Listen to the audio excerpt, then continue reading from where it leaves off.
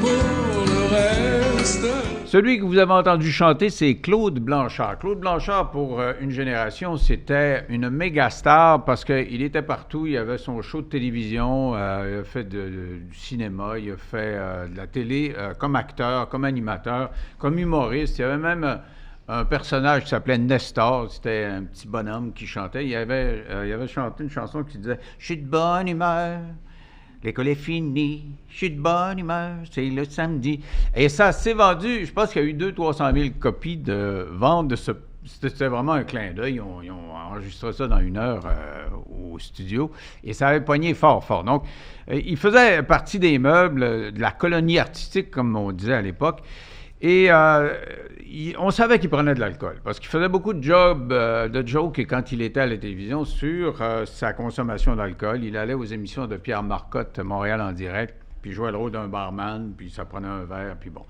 Et il a fait carrière aussi dans les cabarets où ça prenait un coup assez fort. Christine Blanchard et sa fille. Elle dit, j'avais promis à mon père, au moment où il est décédé, d'écrire la vraie vie, ma vraie vie, la vraie vie de Christine, donc la vraie vie de mon père aussi. C'est une promesse que j'ai faite sur son lit de mort. Et elle l'écrit bien des années après. On va vous décrire que c'est une famille qui baignait dans l'alcool, disons. Il y a beaucoup d'alcoolisme et beaucoup de dysfonctionnalité. Avec moi, Christine Blanchard. Salut, Christine. Salut, Denis. On s'était parlé peut-être quelques mois après le décès de votre père. Après le décès de mes 2 parents. Ouais. Oui, parce qu'ils sont morts, 4 mois juste d'intervalle. Mon père est décédé le 20 août 2006 et ma mère s'est suicidée le 11 décembre 2006. Alors, pourquoi écrire un livre si longtemps après le décès de votre Écoute, je père? ne suis pas un écrivain. Moi, mon père m'a demandé d'y promettre d'écrire. Il dit, je la connais pas, ta vie. Parce que quand il m'a demandé d'écrire un livre, il me dit, je veux que tu me promettes, ma fille, de m'écrire un livre. Bien, sur ta vie, pas. Il dit, non, tout le monde la connaît. Mais moi, je ne connais pas la tienne. Parce qu'il y a eu des différentes opinions. Oui, parce qu'on apprend dans le livre, vous n'êtes pas parlé pendant 20 ans, je pense. On se parlait, mais c'était pas des grosses. Moi, j'étais le côté, là, tatou, gars de bicycle, je prenais un coup, j'étais des bars.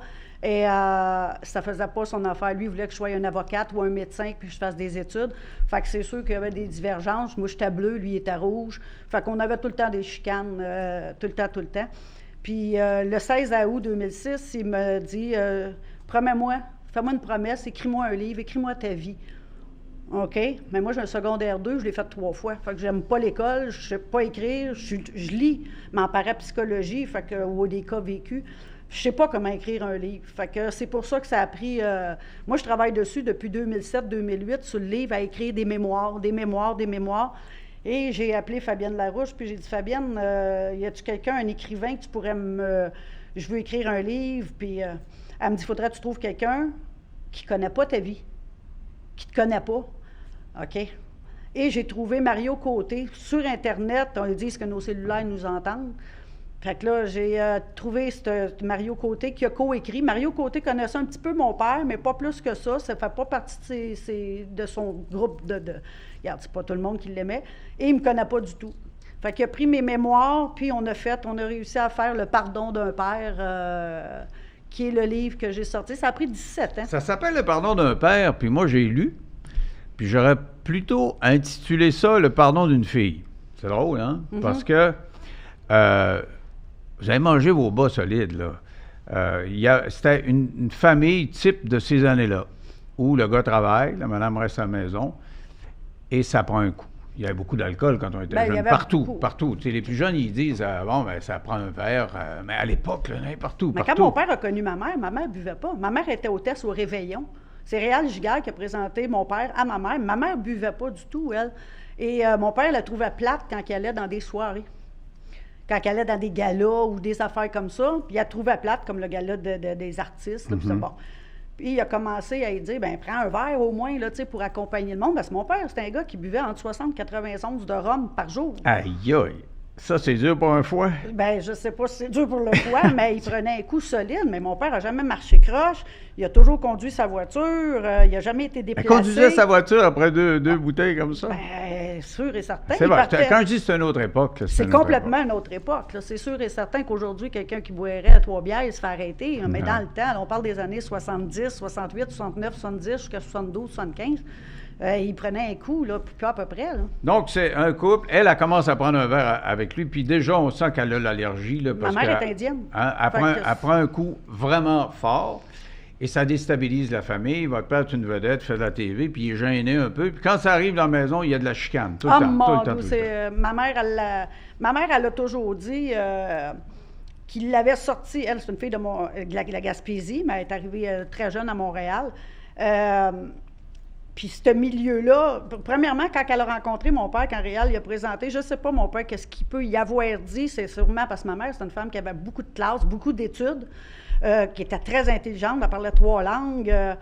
Elle me l'a conté, puis mon père aussi. La première rencontre, elle a pris le verre, puis elle l'a lancé en pleine face. Elle a trouvé qu'il prenait trop un verre? Non, après. Il était déplacé. Okay, il a dit quelque chose de déplacé. Fait des jokes pas drôles. Puis il l'a marié pas longtemps après. Mais tu sais, moi, je me dis tout le temps, c'est peut-être... il l'aimait, mais c'est peut-être un mariage... ma grand-mère était bien ses principes. Puis ma mère, quand ils se sont mariés, est enceinte de moi. Parce qu'ils se sont mariés le 20 juillet. On disait marié obligé à l'époque. 20 juillet 63, ouais, c'est peut-être ça. Puis je suis née le 19 mars 64. Fait que je veux dire, j'étais déjà là, moi, quand ils se sont mariés. C'était-tu voulu ou de quoi? Mais ça a été des batailles à la maison. Les verres ont volé rapidement parce que vous dites au début, là, il fait une joke plate, il lance un verre d'eau dans la face. Oui, ça a commencé là, puis ça sont Mais là, il a commencé à y avoir de l'alcool pas mal dans la maison. Lui, il prenait un coup solide à dire, bon, je vais faire pareil. Puis comme elle a glissé rapidement, ça se lançait des choses. Quand elle n'était pas contente, des assiettes... Les poêles de fonte, les chaudrons, les coups de balayeuse. Le frère à mon père, mon oncle Paul, qui travaillait pour mon père, qui était mon parrain, il les a séparés souvent. Moi, jeune, depuis, je sais pas moi, 3, 4 ans, 5 ans, moi, je dormais pas la nuit. Là. Moi, j'attendais l'auto de mon père arriver à la grosse maison à Repentigny, puis... il ne fallait pas que ça réveille ma mère parce que c'était pour être la guerre. Ma mère ne prenait pas un coup, mais elle a tellement aimé ça que là, elle buvait en se levant le matin. Fait que là, elle était Quand mon frère a eu sa grosse accident qui a brûlé, que j'en parle dans le livre aussi, je pense que c'est le chapitre 3, là, mon frère, ma mère était saoule à 10 heures le matin, là. Fait que c'est nous autres, là, moi, je me suis je m'occupais de mon frère. Quand mon frère a brûlé, ma mère était saoule, là. Moi, je me souviens, mon oncle avait de la misère à la réveiller. Donc, elle a négligé de s'occuper de lui, dans le fond. Ma mère a négligé beaucoup d'affaires, tu sais. Et c'est une famille qui éclate, finalement, il y a un divorce. Oui. Et d'expérience, moi, je le sais comment ça fonctionne une famille où il y a de l'alcool. La mère alcoolique, ça débalance beaucoup plus la famille que le père. Que le père alcoolique. Parce que le père... En tout cas, à l'époque. Je pense qu'aujourd'hui, c'est la même chose, parce que c'est quand même elle qui a enfanté, puis qui donne la tendresse. En tout cas, moi, dans le vécu que j'ai, c'est que l'homme, il part, il rentre pas pendant 2-3 jours, puis bon, la maman va faire à manger pareil, puis il y a comme une espèce de routine, puis ça vit normalement. Mais votre mère prenait un coup, peut-être plus même que votre père, mais quand ils se séparent, vous partez chez votre mère, puis c'est difficile à comprendre, là. Moi, au décès de mes parents, j'ai su que mon père avait la garde légale de moi depuis le divorce en 79. Ça, je ne le savais pas. Quand ils se sont divorcés, moi, je me souviens quand il a mis ma mère dehors, il m'a dit « Sors avec elle », parce que moi, j'ai été effrontée avec, puis il m'a dit « Garde, sors avec elle ». Je suis partie vivre avec ma mère, parce que ma mère, c'est une personne, aussitôt qu'elle avait pris un peu d'alcool, elle harcelait mon père au téléphone, elle faisait de la merde. Puis moi, ben j'ai dit, si je vais rester avec elle, je vais sauver cette marde-là. Tu sais, quand elle va vouloir appeler, je vais raccrocher. C'est l'enfant qui voulait sauver son père et sa mère. Ben, essayer de sauver les maudites chicanes que moi, je n'étais plus capable. Puis je me disais, si je m'en vais avec elle, ben je vais être là, fait qu'elle va arrêter d'appeler papa, elle va arrêter de prendre des taxis sur la brosse, puis de débarquer à la cravate blanche, puis d'aller faire un scandale. Oui, parce qu'il y avait son cabaret à lui, puis, c'est ça. Puis elle faisait des scandales, elle rentrait dans la place. Elle pouvait arriver habillée comme une princesse, là, ben saoule, puis il en avait honte, mais il n'aurait pas mis doigt, il essayait, tu sais, parce que dans le temps, c'était Joe Calabro qui était à la porte. Puis il essayait de la remettre dans le taxi, mais elle le traitait de chien devant tout le monde pendant le spectacle. Elle était méchante, tu sais. Je sais pas si c'est par amour de quoi. Fait que c'est pour ça, moi, je me suis en allée vivre avec elle en me disant ça va calmer. Ça va éviter le pire. D'ailleurs, elle a déjà tiré dessus. Ah ben oui, ça, je me souviens, Avec j'étais une assis à carabine. côté de mon père. Mais on est assis, on reste sur le bord du fleuve Saint-Laurent. Puis on a comme un set de patio en bois dans le temps, avec 2 chaises puis une table au centre. Puis on est assis dos au fleuve, moi puis mon père, puis on regarde la porte patio de la maison, puis à un moment donné, elle est chaude, il est pas tard, là, il est 10h, 9h, 10h le matin. Et elle ouvre la porte patio avec la carabine, puis pow, elle tire sur mon père, elle l'a pogné en dessous du bras. Aïe, aïe, Moi, ça, je c'est suis là, vraiment ça la aurait folie. pu. Ben, elle m'a tiré dessus, moi, parce qu'elle voulait tirer un oiseau, elle pensait que l'oiseau m'attaquait, puis elle a tiré au-dessus de ma tête. Elle a pogné l'oiseau. Ma mère était une tireuse. Genre, Ah oui, comme ben- Guillaume Tell avec la pomme. Ben, mon sur la père et ma tête. mère tiraient tout le temps sur le bord du fleuve. Ils mettaient des canettes, puis ils Ah, tiraient. ouais. Fait que ma mère, elle a toujours dit, elle dit, je t'ai manqué, parce que j'ai bien voulu te manquer. Mais je me rappelle, moi, que la balle, elle y a rentré en dessous du bras. Puis j'étais assis à côté de mon père. Fait que j'ai Elle aurait pu vous atteindre, là. Puis c'est traumatisant, là, c'est le coup de fusil. D'ailleurs, je ne sais pas si c'est un héritage familial, vous avez déjà tiré sur votre chum. Parce qu'il faut dire qu'une fois que... On vous cherche sortez- le même pattern, je pense. Ah, ben, c'est ça, c'est souvent ça qui arrive. Une Puis c'est fille, ce surtout. pour ça que je dis qu'on aurait dû appeler ça le pardon d'une fille. Vous avez cette enfance-là, puis arrive le moment où on vole dans nos propres ailes, et aussitôt que vous avez un premier amour, vous pognez le jackpot, Moi, le j'ai gars que- violent, C'est ça. agressif. Moi, j'ai 14 ans. Il y a 10 ans de plus que moi. Il y a 24 ans. Puis moi, je rencontre ce gars-là en allant chercher une caisse de bière à ma mère. Puis en revenant du dépanneur, je me fais siffler après. Puis moi, me faire siffler, c'est... Moi, je suis un bum. Je suis un petit bum. Puis avec ma mère, je peux me permettre d'être un vrai bum. J'ai moins de... Je ne suis pas identifiée à mon père. Je ne suis pas identifiée à personne. Personne ne connaît ma mère dans où ce qu'on est. Fait que je peux me permettre. Puis j'ai rencontré ce gars-là comme ça. Puis ça n'a pas été long qu'il est venu vivre chez nous avec ma mère, parce que là, ma mère, elle ne me voyait plus. Moi, ma mère, quand j'ai commencé avec ce gars-là, je suis arrivée 10 minutes en retard chez nous.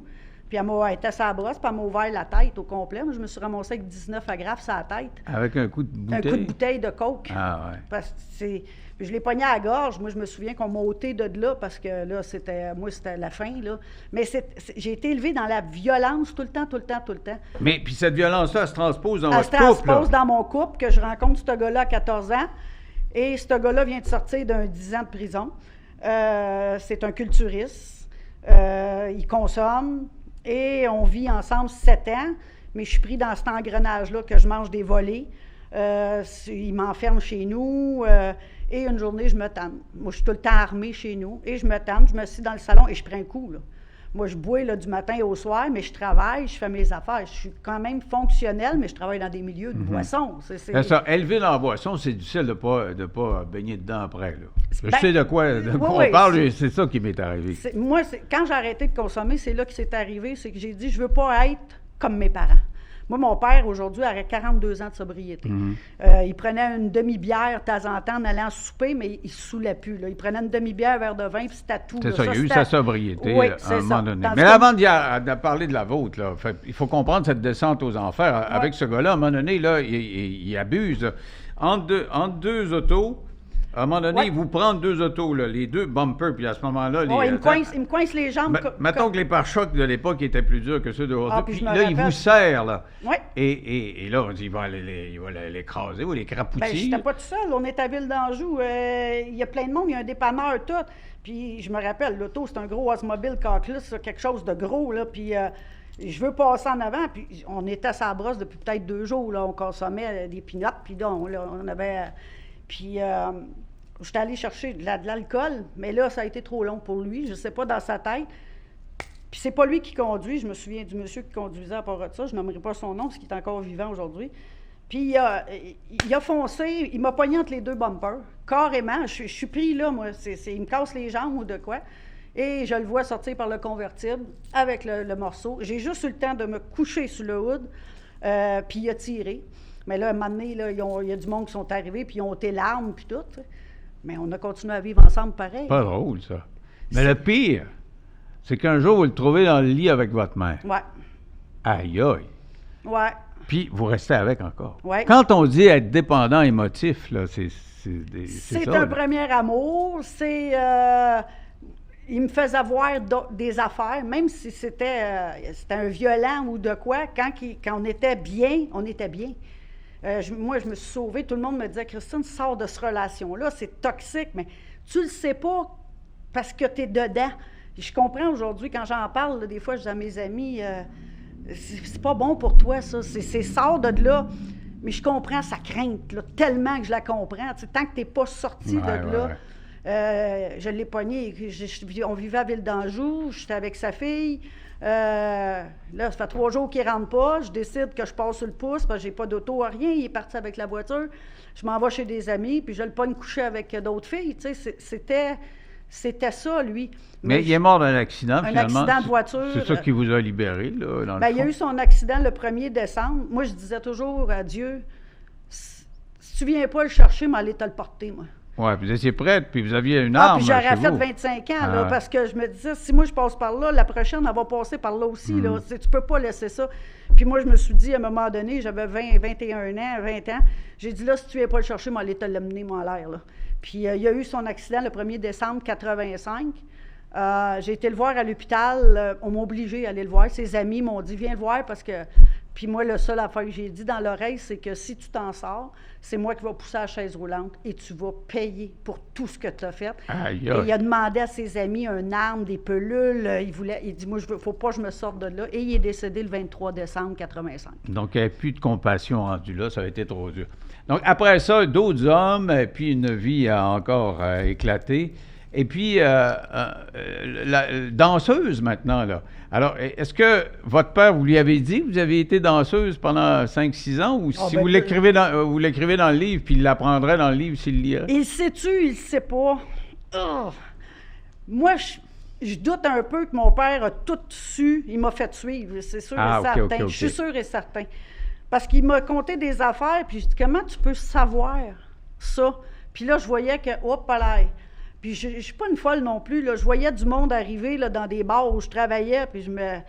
Il s'occupait de sa fille, mais ouais, de très, très loin. De loin, tu sais, pour pas qu'il m'arrive. Moi, j'ai eu un avocat au criminel parce que j'ai pas été un enfant de cœur, puis j'ai jamais eu de facture. Puis quand que j'ai... C'est lui qui payait? Je sais pas. Ah. Il me l'a jamais dit. C'est encore mon ami, cet avocat-là.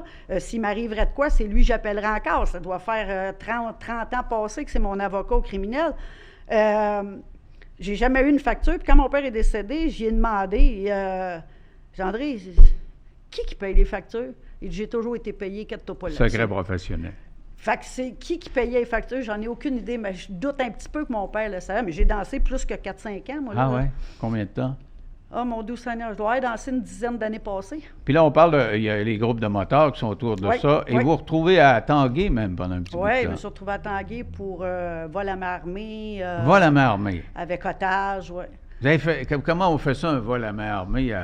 Moi, c'est un autre gars qui vous a embarqué là? Non, je suis toujours avec le même qui est décédé. Lui, c'est un bandit. Ça a été le bras droit à Richard Blas, lui. Ah, ouais? Oui, il en parle dans le livre La vie de Richard Blas. Il Ouais, parle ouais. d'un autre.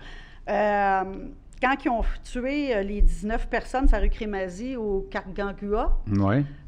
il était là-dedans, l'homme avec qui j'ai été. Donc, c'était un tough, ça. Oui. Moi, lui, en 74, je pense qu'il s'est fait pogner sur Métropolitain. Il y a eu des gros barrages quand ils ont brûlé. Lui, il était là-dedans. Ça s'est passé comment, le vol à main armée, là, pour ben se là, retrouver en prison? avec lui, j'étais tout le temps armée parce que je savais jamais. Moi, à un moment donné, j'ai dit, là, je me suis acheté un gun sur le marché noir.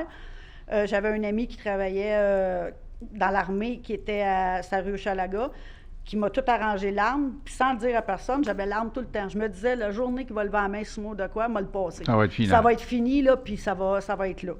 Puis, un moment donné, on a moins d'argent, puis on veut boire. Puis, mais lui, c'était un gars qui faisait souvent des petites passes, là, en dessous, puis tout. Puis, moi, c'était la commission des liqueurs. Fait que je rentrais dans la commission de liqueurs pour aller m'acheter, disons, 5,41. Je l'avais de l'argent sur moi. Quand j'ouvrais ma sacoche, je voyais le gun, puis c'était comme... Fait que on sort le gun, puis le cash, puis tout, puis on embarque dans le char, puis on avait un char dans le temps. Là, on parle des années début 80. Les chars marchaient un peu plus là, que ça marche aujourd'hui, là. Puis il y avait moins de voitures, plus de petites rues, puis lui, il connaissait Montréal, fait qu'on a réussi. Vous en avez fait plusieurs de ces vols-là? Ou? Ouais, jusqu'à le dernier que je me suis fait pogner. Lui, il s'est sauvé, puis moi, je me suis fait pogner pour vol à main armée avec prise d'otage et tout. Fait que j'ai pogné. Ils m'ont donné un 2-1, mais j'ai fait 18 mois plein. Une prise d'otage, ça veut dire que vous le menaciez. J'ai tenu quelqu'un, puis avec le gun sur la tête, parce qu'il ne voulait pas me donner l'argent. Aïe, aïe. Fait que, c'est la consommation. Là, on est sur la colle, on est sur la coke, on est sur l'acide, on est sur les pinottes, on est sur la bière, on est sur... Fait qu'à un moment donné, t'es lucide, mais c'est de l'adrénaline là, qui embarque. Ben, c'est ça que je me demandais, moi, en lisant ça. C'est-tu juste l'alcoolisme ou des fois, il y a une poussée d'adrénaline à faire une vie comme ça? Là, il y a une poussée d'adrénaline. Tu fais pas une vie relax, tu dis, je fais de la méditation transcendantale. Moi, aujourd'hui, en écrivant ce livre-là, puis en revenant un peu dans mon passé, en jasant, toute la délinquance que j'ai faite, c'était pour essayer de ramener mon père à moi. Pour essayer qu'il vienne me voir puis qu'il me prenne par la main et dire « Hey, je suis là, je vais t'aider, là, voyons, tu sais, on va s'en... » Mais il l'a pas fait. Fait que j'ai vu que j'ai pas fait la bonne façon. Là. Moi, c'était plus pour que mon père, qu'il entende parler de moi. J'ai passé dans Allo Vedette, dans Allo Police, dans Photo Police. J'ai tout essayé de tout bord, de tout côté pour l'attirer. C'est en faisant ça que je me suis aperçu que c'était de l'attention de lui que j'essayais d'aller chercher en faisant tout ça. Mais il y a des retrouvailles avant qu'il meure, quand même. Ah, ben oui, un petit peu avant, oui. Alors, qu'est-ce qui se passe? Parce qu'il y a la sobriété qui s'installe avant. Qu'est-ce qui fait que vous allumez puis que vous voyez votre père? En 92, moi, je me fais arrêter pour voie de fait. Moi, je suis ceinture noire karaté, moi, là, puis je suis une batailleuse. Mais là, j'étais à Saint-Hyacinthe et puis le juge me dit « Mme Blanchard, c'est assez. Je te donne 15 ans de prison ou c'est la sobriété, puis là, c'est assez. » Condamné à être ça, puis c'est la décision d'un juge. C'est 15 ans, là, tu vas aller réfléchir, ou oui, parce qu'il est tanné de me voir pour voie de fait, pour ci, pour ça, pour toutes sortes d'affaires. Je suis une fois par semaine au palais de justice de Saint-Hyacinthe. Puis, quand les policiers puis le juge t'appellent Christine, c'est parce que là, m'amener, c'est... Christine, comment ça va, là? C'est ça. Puis là, moi, je bats mon conjoint que je suis avec. En 92, je me bats. Puis je le magane. Puis les policiers, quand ils sont venus, ils ont dit « Monsieur, la connaissez-vous, elle? Sortez de là. » Il dit « Chris, ça fait 3 ans que je suis avec elle. » Ah ouais. Je la connais. C'est sûr qu'une ceinture noire là, qui donnait une claque sur la gueule, ça doit faire ça. On n'a pas le droit de se servir de nos arts martiaux dans la rue. Quand t'es pacté. C'est justement, c'est ça. Puis là, dans le temps, c'était des cellulaires, mais des boîtes. Ouais. Je l'ai ouvert pas mal. Fait que je suis rentrée en prison, puis là, j'ai appelé mon père. Puis il dit « Ton frère va aller te sortir de là. » Fait que j'avais des tickets, toutes sortes d'affaires. Fait que ça a coûté 3500$. Là, mon père ne l'a pas trouvé drôle, mon frère non plus. En pleine nuit, il était obligé de venir monter à Saint-Hyacinthe, de Saint-Sulpice à Saint-Hyacinthe. Puis moi, en sortant de prison, dans la nuit, je dis « Bon, allez chercher une caisse de bière, on fait ça. » Je suis sortie, je ne vois plus rien, tu sais. Et là, mon frère me regarde, mais ma mère est là, puis elle est à jeun. Il est allé chercher ma mère, puis elle est à jeun. Puis elle me dit « Là, je pense que tu as un problème. » Si elle est au courant. Elle dit, essaye de ne pas boire jusqu'à temps que tu passes en cours lundi. Je vais rester ici avec toi. Puis, elle dit, après ça, on checkera. Je dis, OK. Là, c'est dur jusqu'au lundi. Là, quand j'ai passé en cours le lundi, puis qu'on m'a dit ça, c'est 15 ans où tu arrêtes de quoi? Quand je me suis revirée, ma mère pleurait. Parce que là, elle me perdait pour 15 ans, puis ma mère, elle venait me voir en prison. Là, puis... Fait que j'ai dit, je vais prendre la sobriété. Mais tout bonnement. Fait qu'on a dealé avec mon avocat. De 3000 jours à 592 jours, suivi, 7 jours par semaine, meeting d'alcooliques anonymes, signé, suivi par l'agent de probation. Puis... Mais si ça a marché, parce que vous étiez rendu là. Parce que c'est pas quelqu'un qui dit « Arrête de prendre un coup » qui t'arrête de prendre un coup. Ça a beau être le juge qui dit. C'est parce que là, à un moment donné... Tu sais, quand c'est voyage, ton heure, là. Oui, c'est ça. Pour quelque chose. Moi, ton bas-fond. On appelle ça le bas-fond. Le bas-fond, c'est se retrouver à Tanguay, là, puis... c'est ça. Moi, sœur Agile, je me rappelle, un moment donné, qu'elle m'avait dit dans une émission que j'avais passée, que j'avais juste le bout des doigts du baril qui sortait. Mais tant que les bouts des doigts étaient là, il y avait un espoir, puis j'ai réussi à m'en sortir, tu sais. Parce que moi, je m'en allais, c'est sûr, j'ai des tentatives de suicide, je me suis gelée assez pour ne pas me réveiller, là, tu sais. Je veux dire, quand tu consommes n'importe quoi, à un moment donné, tu te dis, bon, m'a pété, puis c'est tout, là, tu sais. Parce que la vie, moi, la vie m'intéressait même pas plus jeune. C'est pour ça, tout ça, ces affaires-là. Mais à 28 ans, quand que ça, je me suis dit, bon... On va le faire, le meeting AA, mais sans savoir si je vais réussir à pas boire, parce que ça fait 17 ans que je suis saoule, moi, là. Je ne sais pas c'est quoi, mais j'ai aimé ça. Ah ouais. J'ai aimé pas boire. C'est sûr que j'ai pas dégrisé, là, dans la première semaine, puis dire « Hey, youpi, ça fait une semaine que je bois pas, là. » Ça a pris du temps. Ah, c'est sûr, ça prend du temps juste pour se remettre les nerfs. Mais à force de prendre un coup, là, ça a un effet sur tes nerfs. Puis premièrement, il faut que tu nettoies tout ton intérieur de marde. Il faut que tu sortes tout ça. Faut que tu parles. Puis là, il faut que tu parles, puis tu pleures. puis tu parles. Oui, tu pleures, tu cries, tu vides. Mais il en reste encore là, des affaires. Même, ça va faire 32 ans, le 11 avril, que j'ai arrêté de boire. Puis j'ai encore des flashs, qu'on pourrait dire, là. Tu sais, la pandémie en 2020, là, il n'y a plus rien, il n'y a plus de ci, là, tu te dis, Christy, et tous mes chums ont planté, moi. Ouais. 18 ans de sobriété, 15 ans, 3 ans, ils ont tout planté. Ah, ça a été dur pour tout le monde, là, psychologiquement. Puis Mais là, votre père, ça se passe comment quand là, en 92. vous êtes sobre, sortez de prison, puis Ouais. lui est au courant parce qu'on comprend qu'il vous espionne. Ouais. Là. Et là, ça se passe comment, les retrouvailles? Ben là, en 92, j'arrête de boire. Puis, il appelle tout le temps mon conjoint. « Ah, bois-tu? » Ben là, il dit « Moi, je ne sais pas, je suis camionneur, je ne suis pas là de la semaine, je ne sais pas. » Il dit « En tout cas, quand elle est avec moi, bois pas. » Fait qu'il y a un manque de confiance de tout mon entourage. Ça, c'est sûr et certain, parce que, bon, étant un alcoolique de quoi, manipulatrice, menteuse un peu, puis on en met, puis bon. À mon gâteau de 5 ans, fait que 92, on est en 98. Ça, 97, 98. Mon frère me dit Hey, ma soeur, je vais aller pour ton gâteau. Je vais aller te féliciter. Parce que là, il voit là, que si je vais me chercher un gâteau de 5 ans, c'est que je suis sérieuse. Ouais. Mais pour voir, on va aller au meeting, on va aller voir si, tu sais. Puis j'ai un meeting d'attache à Saint-Hyacinthe. Puis il arrive chez nous, je vois le char arriver, il est tout le temps avec la voiture à mon père. Fait que moi, dans ma tête, c'est pas. Et la personne qui cogne à la porte, je dis rentre. Puis ça recogne encore. Voyons, qu'est-ce que mon frère, la porte est barrée. Puis j'ouvre la porte, mais c'est mon père. C'est mon père qui est là. J'ai dit, qu'est-ce que tu fais là? Et je m'en vais te donner un beau gâteau de 5 ans de sobriété. Ah, il était au courant. Ben oui, parce que mon frère, il a dit, Gapa, c'est vrai, ça devait être émotif, là. Ça fait 20 ans que vous n'avez pratiquement pas parlé à ce moment-là. Ben, on se parlait, oui puis non, mais pas plus que ça. C'était tout le temps un petit peu le respect entre un puis l'autre, puis me brasser de la marde, je n'étais pas payé là-dessus, puis il n'aimait pas trop ça, puis il fallait que tout le temps qu'il soit supérieur, puis moi, ben, du monde supérieur, j'aime pas ça. Tout le monde est égaux. Si t'es supérieur, je vois pas pourquoi t'es supérieur. Ben, je dis tout le temps, moi, quand tu vas chier, tu s'emmerdes la même chose que moi. Je vois pas ta supériorité à égal. Dis de même la reine Élisabeth était comme ça, je moi, pense. c'est ça, tu sais, comme quand il y en a qui me disent, Christine, tu devrais avoir ton pardon, tu sais, j'ai été invitée à aller en Europe et tout, puis demande ton pardon. Je ne dois rien à elle, moi. J'ai pas à me pardonner d'avoir fait des vols à la reine. J'ai pas, fait que je vais rester au Québec, that's it, that's all. Fait que moi, dans ma tête, bon, c'est ça. Fait que j'aime pas les supérieurs, puis... Non, mais c'est émotif à ce moment-là, là, oui. Parce que là, il tend la main, là, finalement. Puis là, on va manger au Saint-Hubert avant. Puis moi, quand on a eu le meeting, c'est lui qui m'a donné mon gâteau de 5 ans, qui est venu en avant avec moi, puis que... Sauf qu'il m'a volé ma place. Parce que les gens dans le meeting ont tous été remerciés Claude Blanchard, avec Claude Blanchard dans un meeting dans le sol d'église à Saint-Hyacinthe. Moi, le monde passait devant moi puis donnait la main à mon père. J'ai dit à mon père, plus jamais. Ça, c'est ma fierté, c'est ma place, c'est pas la tienne. Puis là, c'est quoi, là? J'ai dit, là, le monde a tout été de voir. Mais moi, mon gâteau de 5 ans, j'ai mangé du crémage, d'attitude, ça l'a rien donné. Ouais. Mais est-ce qu'il a compris, ça? Oui, je pense que oui. Ouais. Je pense que oui. Parce que j'y ai dit, à un moment donné, on parlait, j'ai dit, tu sais, tu as toujours pris la place supérieure.